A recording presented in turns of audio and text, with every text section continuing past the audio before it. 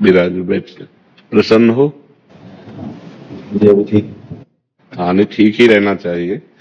जब प्रभु किसी पर कृपा करते हैं, ये वैभव मिलना कृपा नहीं है, ये पुण्य है।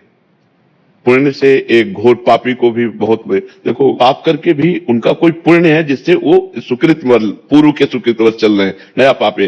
ये वैभव बढ़ना या यश बढ़ना, ये भगवान की कृपा नहीं मानी जाती।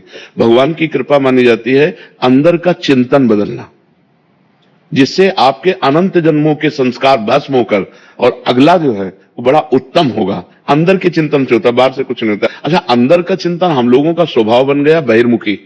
बहिर्मुखी मतलब बाहर, बाहर यश, कीर्ति, लाभ, विजय, इससे हमको सुख मिलता है। अंदर से कोई मतलब नहीं रखता, कोई विरला ही अंदर से। अब क्या होता है, भगवान जब कृपा करते हैं तो संत समागम देते हैं, फिर दूसरी जब कृपा होती तो विपरीतता देते हैं, और फिर अंदर से एक रास्ता देते हैं, ये मेरा रास्ता है, ये परम शांति का रास्ता है, ये शांति का रास्ता नहीं। भगवान वो रास्ता देते और जीव को अपने पास बुला लेते हैं। बिना प्रतिकूलता के संसार का राग नष्ट नहीं होता। किसी को भी वैराग्य होता है तो संसार की प्रतिकूलता देखकर वैराग्य होता है। सब कुछ हमारे अनुकूल है तो हम आनंदित होकर उसका भोग करते हैं। जब हमारे ऊपर प्रतिकूलता आती है तब ठेस पहुंचती है कि इतना झूठा संसार, तो अंदर से भगवान रास्ता देते हैं, ये सही है। कभी प्रतिकूलता आए उस समय आनंदित हो कि मेरे ऊपर अब भगवान की कृपा हो रही है, कि मुझे सतमार्ग में चलने की प्रेरणा मिल रही है। खास बात श्रीवान, धनवान, कुलवान नहीं, खास बात भक्ति की अनुकूलता। अगर इस जन्म में भगवत प्राप्ति नहीं हुई तो भगवान श्री कृष्ण ने गीता में कहा है कि मेरे भक्त का नाश नहीं होता। मैं कुलवान, धनवान, श्रीवानों के कुल में जन्म देता हूं और फिर पुनः भक्ति का माहौल देता हूं, और पूर्व का जो भजन छूटा हुआ हो वहीं से उसको। बाबा, क्या नाम जब से हो जाएगा पूरा?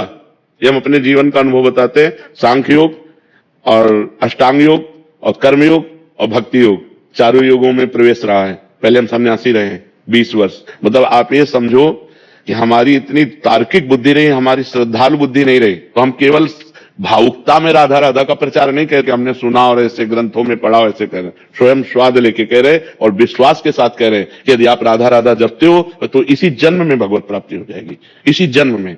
जैसे किसी से कहा जाए कि तुम सत्य बोलो, मंदिर में चढ़ के बोलो, तो हम मंदिर में नहीं, हम वृंदावन में बैठे हैं। करोड़ों मंदिर इसकी समानता नहीं कर सकते, भगवान का परम धाम है।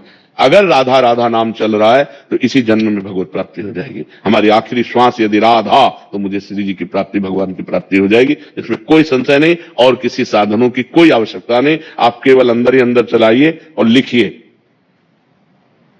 अंदर देखते हुए बोले राधा। उपांशु 10,000 बार नाम जप करने का फल एक बार मानसिक में है। इसे अपना जीवन बना लो, फिर आप परिणाम में खुद देख लेना। कोई घाटे का सौदा तो है नहीं, ठीक है। ये सखी को दे दे, ठाकुर शिव जी की है।